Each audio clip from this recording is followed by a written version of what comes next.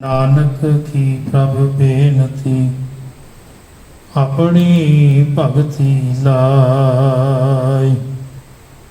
ना आओ जति सती नहीं पढ़िया, मूर्ख मुग्धा जन्म पिया। प्रणवत नानक तिनकी शरणा, जिन तो नाही विसरिया।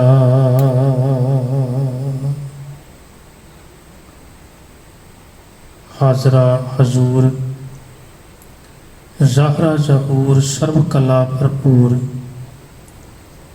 साझी वार्ता दे प्रतीक गुरु गरीब नवाज।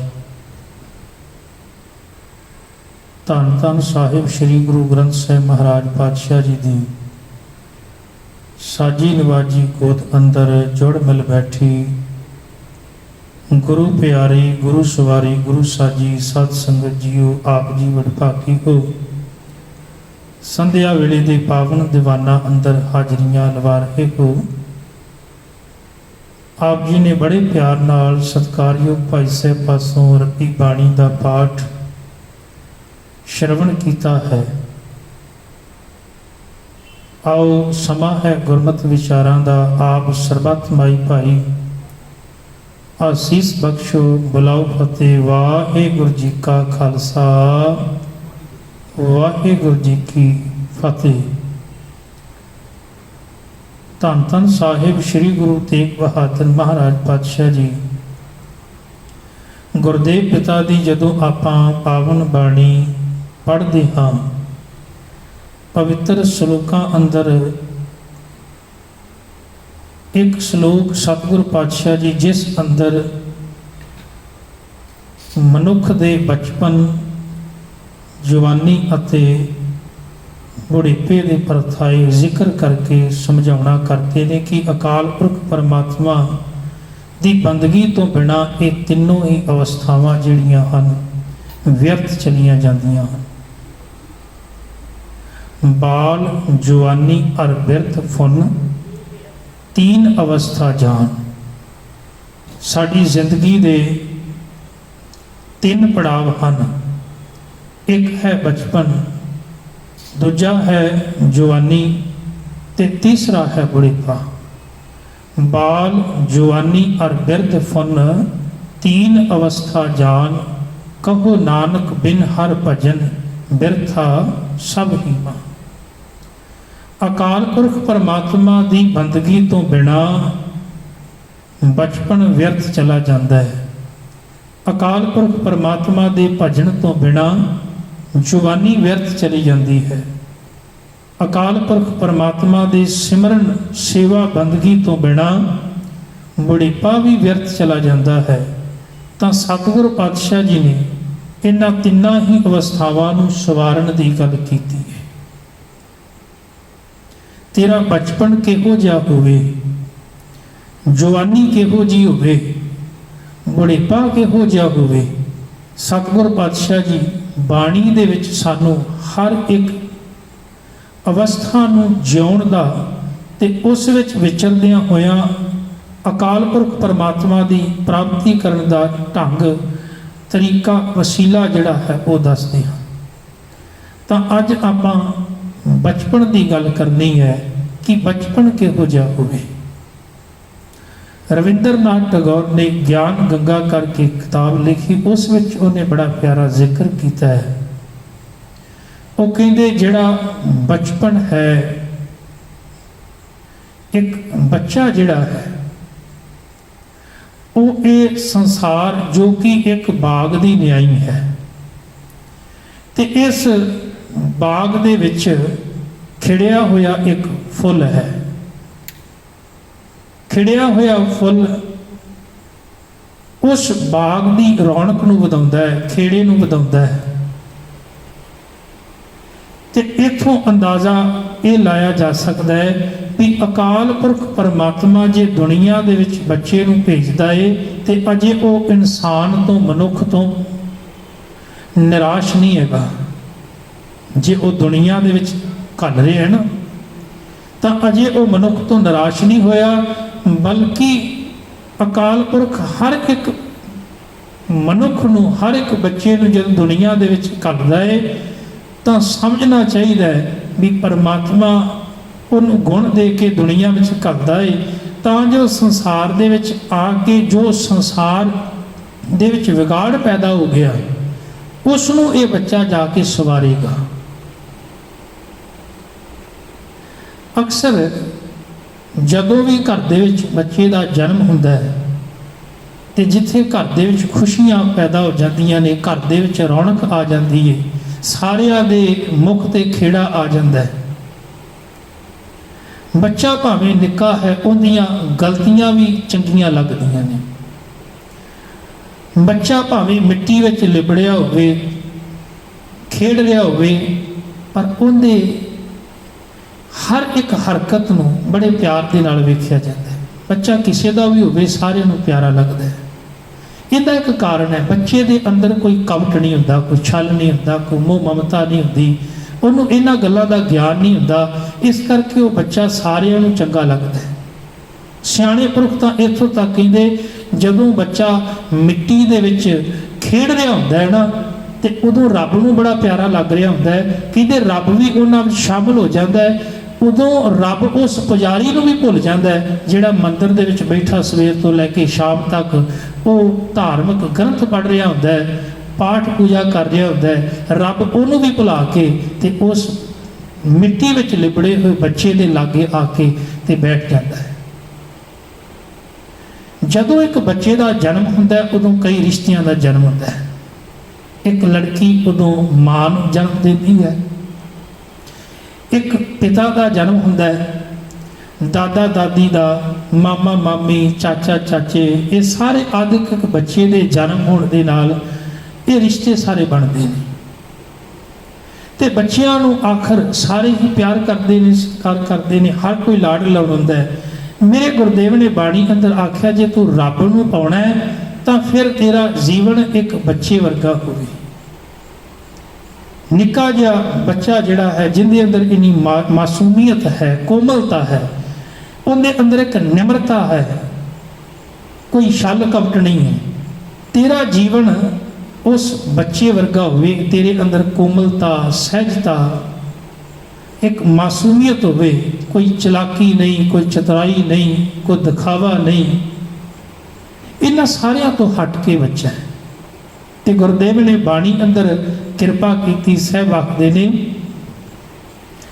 ਮੇਰੇ ਠਾਕੁਰ ਹਮ ਬਾਰਕ ਸ਼ਰਨ ਤੁਮਾਰੀ, ਇਹ ਮੇਰੇ ਮਾਲਕ ਅਸੀਂ ਬੱਚੇ ਆ, ਤੇਰੀ ਸ਼ਰਨ ਦੇ ਵਿੱਚ ਆਏ ਆ, ਤੂੰ ਕਿਰਪਾ ਕਰ। ਏਕੋ ਸੱਚਾ ਸੱਚ ਤੂੰ, ਕੇਵਲ ਆਪ ਮੁਰਾਰੀ। हे ਅਕਾਲ ਪੁਰਖ, ਕੇਵਲ ਤੂੰ ਇੱਕੋ ਹੀ ਇੱਕ ਇਸ ਦੁਨੀਆ ਵਿੱਚ ਮਾਲਕ ਹੈ। ਅਸੀਂ ਤੇਰੇ ਬੱਚੇ ਆ ਤੇ ਤੂੰ ਸਾਡੀ ਆਪ ਪਾਲਣਾ ਕਰਨਾ ਹੈ।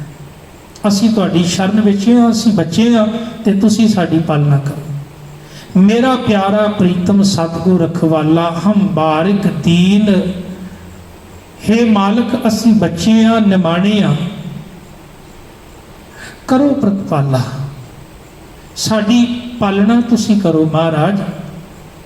ਬਲਕਿ ਸਾਹਿਬ ਆਖਦੇ ਨੇ ਮੇਰਾ ਮਾਤ ਪਿਤਾ ਸਤਿਗੁਰ ਪੂਰਾ, ਗੁਰ ਜਲ ਮਿਲ ਕਮਲ ਵਿਗਸੈ ਜੀਓ। ਮੇਰਾ ਸਤਿਗੁਰ ਜਿਹੜਾ ਨਾ ਪੂਰਾ ਹੈ, ਇਹਦੇ ਵਿੱਚ ਕੋਈ ਕਮੀ ਨਹੀਂ, ਕੋਈ ਘਾਟ ਨਹੀਂ। हे ਗੁਰਦੇਵ ਤੂੰ ਕਿਰਪਾ ਕਰ, ਬਖਸ਼ਿਸ਼ ਕਰ, ਤੂੰ ਆਪਣੇ ਇਸ ਬੱਚੇ ਦੀ ਲਾਜ ਰੱਖਿਆ ਕਰ। ਜਿਵੇਂ ਇੱਕ ਕਮਲ ਫੁੱਲ ਪਾਣੀ ਨੂੰ ਵੇਖ ਕੇ ਖਿੜ ਜਾਂਦਾ ਹੈ, ਇਸੇ ਤਰ੍ਹਾਂ ਮਾਲਕ ਮੈਂ ਤੇਰੇ ਦੀਦਾਰ ਕਰਕੇ ਖਿੜ ਜਾਣਾ ਹਾਂ। ਭਾਈ ਗੁਰਦਾਸ ਜੀ ਆਖਦੇ ਨੇ ਕਿ ਇੱਕ ਬੱਚਾ ਜਿਹੜਾ ਸਾਰਿਆਂ ਤੋਂ ਛੋਟਾ ਹੈ, ਮਾਂ ਨੂੰ ਬੜਾ ਹੀ ਪਿਆਰਾ ਲੱਗਦਾ ਹੈ। ਆਖਰ ਮਾਂ ਉਸ ਬੱਚੇ ਨੂੰ ਜ਼ਿਆਦਾ ਲਾਡ ਲਾਉਂਦੀ ਹੈ ਕਿਉਂਕਿ ਉਹ ਬੱਚਾ ਕੇਵਲ ਆਪਣੀ ਮਾਂ ਦੇ ਆਸਰੇ ਹੈ, ਆਪਣੇ ਮਾਂ ਦੇ ਆਸਰੇ ਤੇ ਰਹਿੰਦਾ ਹੈ ਤੇ ਉਹਨੂੰ ਬਹੁਤ ਹੀ ਲਾਡ ਲਾਉਂਦੀ ਹੈ। ਬੱਚੇ ਨੂੰ ਦੁਸ਼ਮਣ ਦਾ, ਮਿੱਤਰ ਦਾ ਨਹੀਂ ਪਤਾ, ਪਰ ਮਾਂ ਉਹਨੂੰ ਹਰ ਇੱਕ ਵੈਰੀ ਤੇ ਦੁਸ਼ਮਣ ਤੋਂ ਬਚਾ ਕੇ ਰੱਖਦੀ ਹੈ। ਉਹਦੇ ਪਿੱਛੇ ਪਿੱਛੇ ਭੋਜਨ ਲੈ ਕੇ ਦੌੜਦੀ ਹੈ, ਕੱਪੜੇ ਲੈ ਕੇ ਦੌੜਦੀ ਹੈ, ਉਹਦੀ ਹਰ ਇੱਕ ਕੀਤੀ ਹੋਈ ਗਲਤੀ ਨੂੰ ਵੀ ਉਹ ਬਰਦਾਸ਼ਤ ਕਰ ਲੈਂਦੀ ਹੈ ਤੇ ਉਹਨੂੰ ਪਿਆਰ ਕਰਦੀ ਹੈ। ਭਾਈ ਗੁਰਦਾਸ ਜੀ ਆਖਦੇ ਨੇ ਇਸੇ ਤਰ੍ਹਾਂ ਹੀ ਜਦੋਂ ਇੱਕ ਬੱਚਾ ਬਣ ਕੇ ਤੂੰ ਗੁਰੂ ਦੇ ਦਰ ਤੇ ਆਵੇਂ ਤੇ ਗੁਰੂ ਦੇ ਚਰਨਾਂ ਵਿੱਚ ਜੁੜੇ ਤੇ ਉੱਥੇ ਫਿਰ ਅਰਦਾਸ ਕਰਿਆ ਕਰ, ਮਾਲਕ ਮੈਂ ਭੁੱਲਣਹਾਰ ਜੀਵਿਆ ਤੇ ਭੁੱਲਾਂ ਕਰਦਾ, ਮਾਲਕ ਤੇਰੀ ਹਰ ਇੱਕ ਭੁੱਲ ਨੂੰ ਬਖਸ਼ ਦੇਵੇਗਾ। ਬੜੀ ਕਿਰਪਾ ਕੀਤੀ। ਸਾਹਿਬ ਆਖਦੇ ਨੇ ਬਚਪਨ ਦੇ ਵਿੱਚ ਆਖਰ ਇਨਸਾਨ ਬਹੁਤ ਗਲਤੀਆਂ ਕਰਦਾ ਹੈ ਤੇ ਉਹਨਾਂ ਗਲਤੀਆਂ ਤੋਂ ਫਿਰ ਸਿੱਖਦਾ ਹੈ। ਗਲਤੀਆਂ ਕਰਨੀਆਂ ਸੁਭਾਵਿਕ ਨੇ ਕਿਉਂਕਿ ਅਜੇ ਉਹਨੂੰ ਗਿਆਨ ਨਹੀਂ, ਸਮਝ ਨਹੀਂ, ਤੇ ਨਿਤ ਉਹ ਗਲਤੀਆਂ ਕਰਦਾ ਹੈ। ਪਰ ਮਾਂ-ਬਾਪ ਉਸ ਕੀਤੇ ਹੋਏ ਬੱਚੇ ਦੀ ਗਲਤੀ ਨੂੰ ਅਣਦੇਖਿਆ ਕਰ ਦਿੰਦੇ ਨੇ, ਉਹਨੂੰ ਚਿਤਾਰਦੇ ਨਹੀਂ। ਉਹਨਾਂ ਨੂੰ ਪਤਾ ਹੈ ਵੀ ਇਹ ਸਹਿਜ ਸੁਭਾਅ ਕੀਤੀ ਹੋਈ ਗਲਤੀ ਹੈ, ਤਾਂ ਉਹਦੇ ਤੇ ਪਰਦਾ ਵੀ ਪਾ ਦਿੰਦੇ ਨੇ। ਸਤਿਗੁਰ ਰੱਬੀ ਬਾਣੀ ਅੰਦਰ ਕਿਰਪਾ ਕਰਦੇ ਨੇ, ਜੈਸੇ ਬਾਲਕ ਭਾਏ ਸੁਭਾਈ ਲੱਖ ਅਪਰਾਧ ਕਮਾਵੇ। ਲੱਖਾਂ ਹੀ ਗਲਤੀਆਂ ਅਗਰ ਨਿੱਕਾ ਬੱਚਾ ਕਰ ਦਿੰਦਾ ਹੈ ਤੇ ਉਹ ਗਲਤੀਆਂ ਬਖਸ਼ੀਆਂ ਜਾ ਸਕਦੀਆਂ। ਕਰ ਉਪਦੇਸ਼ ਝਿੜਕੇ ਬਹੁ ਭਾਂਤੀ ਬੌੜ ਪਿਤਾ ਗਲ ਲਾਵੇ। ਫਿਰ ਝਿੜਕ ਕੇ ਪਿਤਾ ਮੁੜ ਉਹਨੂੰ ਆਪਣੇ ਗਲ ਦੇ ਨਾਲ ਲਾ ਲੈਂਦਾ ਹੈ। ਤਾਂ ਬਚਪਨ ਦੇ ਵਿੱਚ ਬੱਚੇ ਨੂੰ ਬੜਾ ਲਾਡ ਲੜਾਇਆ ਜਾਂਦਾ ਹੈ, ਬੜਾ ਪਿਆਰ ਕੀਤਾ ਜਾਂਦਾ ਹੈ। ਸਤਿਗੁਰ ਪਾਤਸ਼ਾਹ ਜੀ ਆਖਦੇ ਨੇ ਵੀ ਬਚਪਨ ਕਿਹੋ ਜਿਹਾ ਹੋਵੇ। ਗੁਰੂ ਤੇਗ ਬਹਾਦਰ ਮਹਾਰਾਜ ਜੀ ਦਾ ਬਚਨ ਹੈ ਨਾ, ਬਾਲ, ਜਵਾਨੀ ਔਰ ਬਿਰਧ ਫੁਨ, 3 ਅਵਸਥਾਵਾਂ ਨੇ। ਆਪਾਂ ਗੱਲ ਕਰ ਰਹੇ ਹਾਂ ਬਚਪਨ ਦੀ। ਬਚਪਨ ਕਿਹੋ ਜਿਹਾ ਹੋਵੇ? ਜਦੋਂ ਆਪਾਂ ਬਚਪਨ ਦੀ ਗੱਲ ਕਰਦੇ ਹਾਂ, ਕਈ ਵਾਰੀ ਨਿੱਕੇ ਬੱਚੇ ਵੀ ਬਚਪਨ ਦੇ ਵਿੱਚ ਇਹੋ ਜਿਹੇ ਕਾਰਜ ਕਰ ਜਾਂਦੇ ਨੇ ਕਿ ਵੱਡੇ ਵੇਖ ਕੇ ਹੈਰਾਨ ਹੋ ਜਾਂਦੇ ਨੇ। ਉਹਨਾਂ ਕੋਲ ਕਹਿਣ ਲਈ ਬੋਲ ਨਹੀਂ ਹੁੰਦੇ। ਜਦੋਂ ਗੁਰੂ ਨਾਨਕ ਸਾਹਿਬ ਮਹਾਰਾਜ ਪਾਤਸ਼ਾਹ ਜੀ ਤੋਂ ਆਪਾਂ ਗੱਲ ਸ਼ੁਰੂ ਕਰੀਏ ਤਾਂ ਉਹਨਾਂ ਦਾ ਬਚਪਨ ਆਪਾਂ ਵੇਖਦੇ ਹਾਂ। 7 ਸਾਲ ਦੀ ਉਮਰ ਵਿੱਚ ਜਦੋਂ ਪੜ੍ਹਨ ਗਏ ਪਾਂਧੇ ਨੂੰ, ਭਾਵ ਟੀਚਰ ਨੂੰ, ਉਹਨਾਂ ਨੇ ਗਿਆਨ ਦੇ ਦਿੱਤਾ ਵੀ ਇਹ ਜੋ ਗਿਆਨ ਤੂੰ ਦੁਨੀਆ ਨੂੰ ਪੜ੍ਹਾ ਰਿਹਾ ਹੈ, ਇਹਦਾ ਕੀ ਮਤਲਬ ਹੈ, ਕੀ ਭਾਵ ਹੈ। ਤੇ ਉਹ ਅੱਗੋਂ ਜਿਹੜਾ ਪੜ੍ਹਾਉਣ ਵਾਲਾ ਪਾਂਧਾ ਹੈ, ਟੀਚਰ ਹੈ, ਉਹ ਕਹਿੰਦਾ ਵੀ ਇਸ ਗਿਆਨ ਨਾਲ ਬੰਦਾ ਸਿਆਣਾ ਹੁੰਦਾ ਹੈ, ਇਹਦੇ ਨਾਲ ਬੰਦਾ ਹਿਸਾਬ ਕਿਤਾਬ ਸਿੱਖਦਾ ਹੈ। ਤੇ ਗੁਰਦੇਵ ਨੇ ਆਖਿਆ ਨਹੀਂ, ਇਹ ਗਿਆਨ ਕੇਵਲ ਬੰਦੇ ਨੂੰ ਸ਼ੈਤਾਨ ਤੇ ਬਣਾ ਸਕਦਾ ਹੈ, ਪਰ ਪਰਮਾਤਮਾ ਦਾ ਰੂਪ ਨਹੀਂ ਬਣਾ ਸਕਦਾ।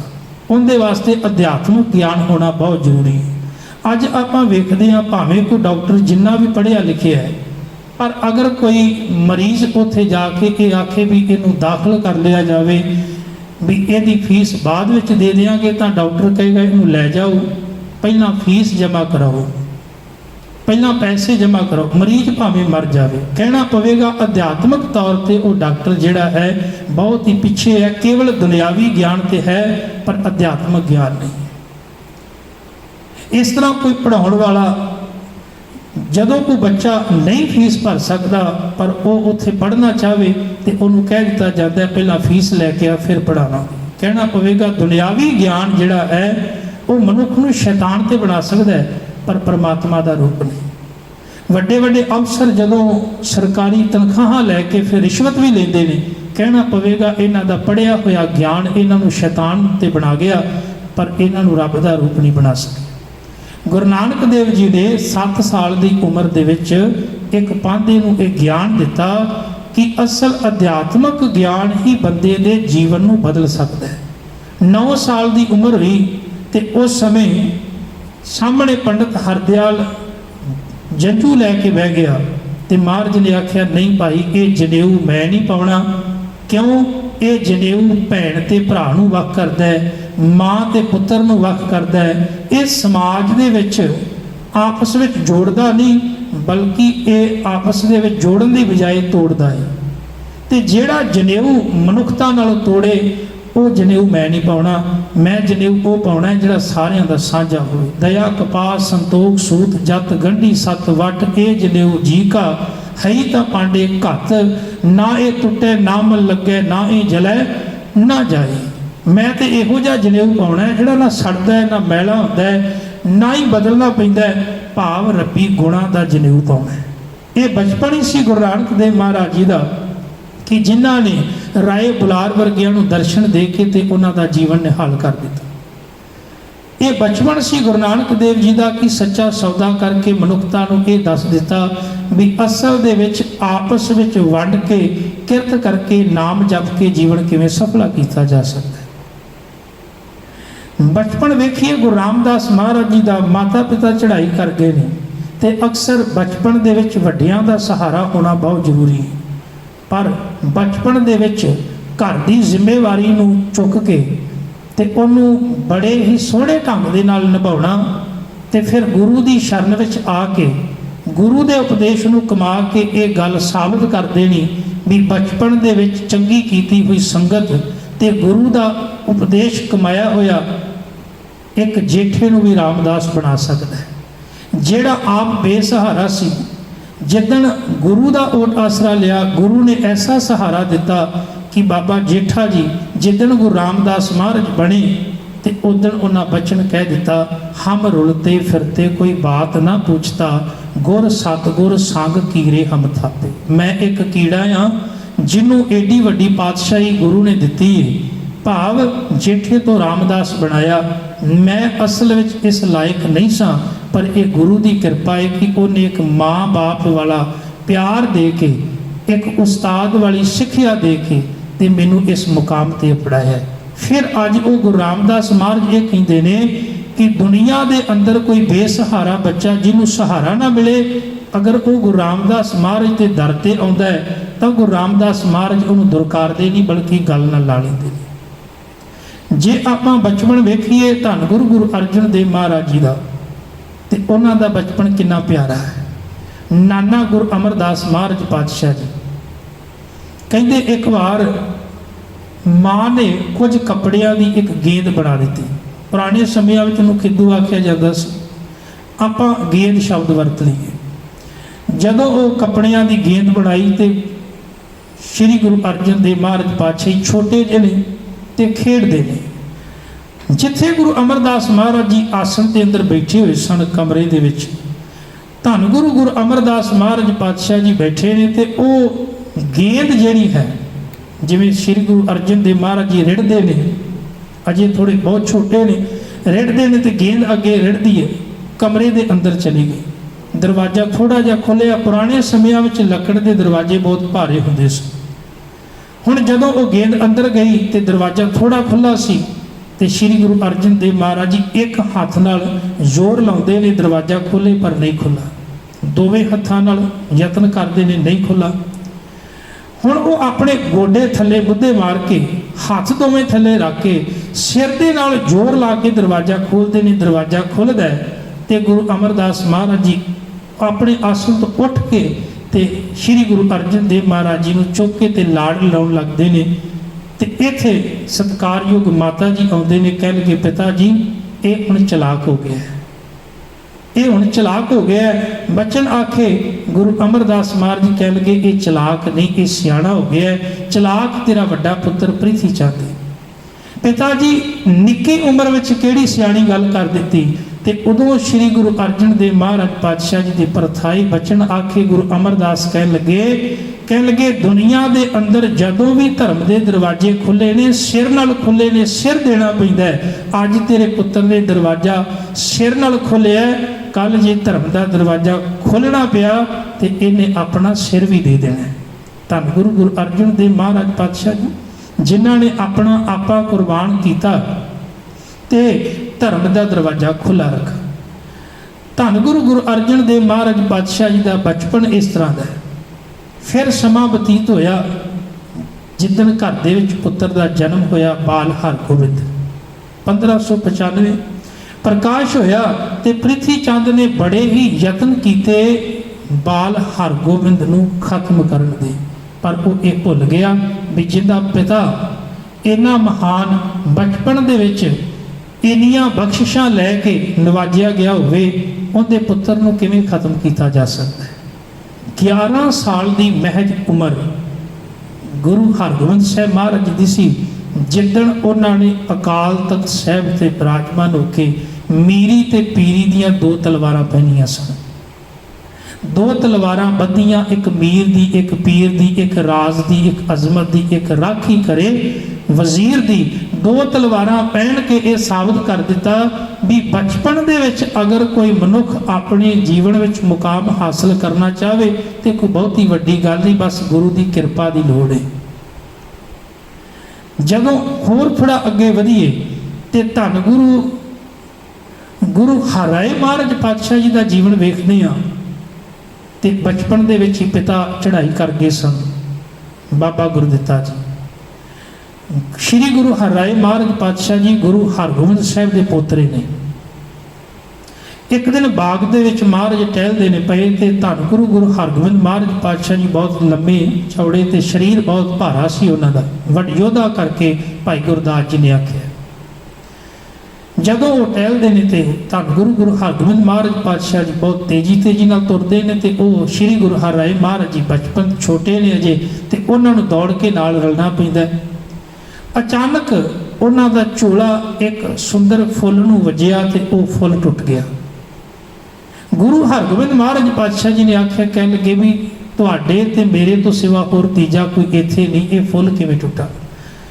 ਸ਼੍ਰੀ ਗੁਰੂ ਹਰਿਰਾਏ ਮਹਾਰਾਜ ਕਹਿਣ ਲੱਗੇ ਵੀ ਸਤਿਗੁਰੂ ਪਿਤਾ ਜੀਓ, ਮੈਂ ਇਹ ਫੁੱਲ ਸ਼ਰਾਰਤ ਵਜੋਂ ਜਾਣ ਕੇ ਨਹੀਂ ਤੋੜਿਆ, ਬਲਕਿ ਮੈਂ ਤਾਂ ਦੌੜ ਕੇ ਨਾਲ ਰਲ ਰਿਹਾ ਸਾਂ, ਝੋਲਾ ਵੱਜਿਆ ਤੇ ਫੁੱਲ ਟੁੱਟ ਗਿਆ। ਗੁਰਦੇਵ ਕਹਿੰਦੇ ਯਾਦ ਰੱਖਿਓ, ਅੱਜ ਫੁੱਲ ਟੁੱਟਾ, ਕੱਲ ਤੁਹਾਨੂੰ ਵੱਡੀ ਜ਼ਿੰਮੇਵਾਰੀ ਮਿਲਣੀ ਹੈ। ਵੇਖਿਓ ਕਦੀ ਕਿਸੇ ਗਰੀਬ ਦਾ ਦਿਲ ਨਾ ਤੋੜ ਦਿਓ, ਕਿਉਂਕਿ ਗਰੀਬ ਦਾ ਦਿਲ ਵੀ ਇੱਕ ਨਾਜ਼ੁਕ ਫੁੱਲ ਵਰਗਾ ਹੁੰਦਾ ਹੈ। ਬਸ ਇਸ ਬਚਨ ਨੂੰ ਉਹਨਾਂ ਨੇ ਸਾਰੀ ਜ਼ਿੰਦਗੀ ਕਮਾਇਆ, ਕਿਸੇ ਦਾ ਦਿਲ ਨਹੀਂ ਤੋੜਿਆ ਬਲਕਿ ਟੁੱਟਿਆਂ ਹੋਇਆਂ ਨੂੰ ਵੀ ਮਾਲਕ ਦੇ ਨਾਲ ਜੋੜ ਦਿੱਤਾ। ਬਚਪਨ ਵਿੱਚ ਮਿਲੀ ਹੋਈ ਸਿੱਖਿਆ ਸਾਰੀ ਜ਼ਿੰਦਗੀ ਕਮਾਈ। ਫਿਰ ਸਮਾਂ ਆਇਆ ਜਦੋਂ 5.25 ਸਾਲ ਦੇ ਸ਼੍ਰੀ ਗੁਰੂ ਹਰਕ੍ਰਿਸ਼ਨ ਮਹਾਰਾਜ, ਆਪਾਂ ਸਿਰਫ ਮੈਜ ਸਾਡੀਆਂ ਅੱਖਾਂ ਵੇਖਦੀਆਂ ਨੇ ਵੀ ਬੱਚੇ ਨੇ, ਨਹੀਂ, ਜਿਸ ਗੁਰੂ ਨਾਨਕ ਦੇਵ ਮਹਾਰਾਜ ਜੀ ਨੇ 4 ਉਦਾਸੀਆਂ ਕੀਤੀਆਂ ਹੋਣ, ਜਿਸ ਗੁਰੂ ਅੰਗਦ ਸਾਹਿਬ ਮਹਾਰਾਜ ਪਾਤਸ਼ਾਹ ਜੀ ਨੇ ਏਡੀ ਵੱਡੀ ਘਾਲਣਾ ਕੀਤੀ ਹੋਵੇ, ਗੁਰੂ ਅਮਰਦਾਸ ਮਹਾਰਾਜ ਜੀ ਨੇ ਆਪ ਗਾਗਰ ਢੋਈ ਹੋਵੇ, ਗੁਰੂ ਰਾਮਦਾਸ ਮਹਾਰਾਜ ਪਾਤਸ਼ਾਹ ਜੀ ਨੇ ਜਿੱਥੇ ਇੰਨੀ ਕਿਰਪਾ ਕਰਕੇ ਇੱਕ ਧਾਰਮਿਕ ਕੇਂਦਰ ਸਥਾਪਿਤ ਕੀਤਾ ਹੋਵੇ, ਸ਼੍ਰੀ ਗੁਰੂ ਅਰਜਨ ਦੇਵ ਮਹਾਰਾਜ ਜੀ ਨੇ ਸ਼ਹਾਦਤ ਦਾ ਜਾਮ ਪੀਤਾ ਹੋਵੇ, ਗੁਰੂ ਹਰਗੋਬਿੰਦ ਸਾਹਿਬ ਮਹਾਰਾਜ ਮੀਰੀ ਪੀਰੀ ਦੇ ਮਾਲਕ ਹੋਣ, ਸ਼੍ਰੀ ਗੁਰੂ ਹਰਿਰਾਏ ਮਹਾਰਾਜ ਪਾਤਸ਼ਾਹ ਜੀ ਏਡੀ ਵੱਡੀ ਜ਼ਿੰਮੇਵਾਰੀ ਸਿੱਖੀ ਦੀ ਕਿਸੇ ਆਮ ਬੱਚੇ ਨੂੰ ਨਹੀਂ ਸਣ ਦੇ ਸਕਦੇ।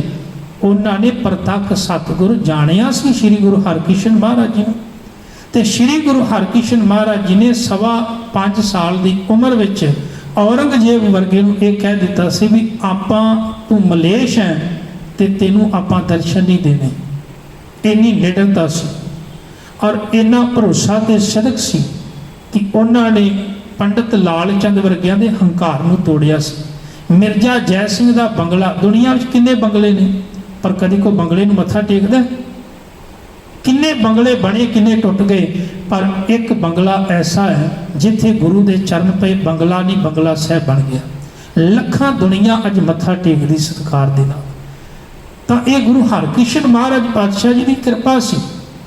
ਫਿਰ ਬਚਪਨ ਦੇ ਵਿੱਚ ਉਹਨਾਂ ਨੇ ਲੋੜਵੰਦਾਂ ਦੀ ਸੇਵਾ ਕਿਵੇਂ ਕਰਨੀ ਹੈ ਉਹ ਵੀ ਸਾਨੂੰ ਜਾਚ ਸਿਖਾਈ। ਦਿੱਲੀ ਵਿੱਚ ਚੇਚਕ ਦਾ ਰੋਗ ਫੈਲ ਗਿਆ, ਲੋੜਵੰਦਾਂ ਦੀ ਸੇਵਾ ਕੀਤੀ ਕਿਸੇ ਵਿਤਕਰੇ ਤੋਂ ਰਹਿਤ।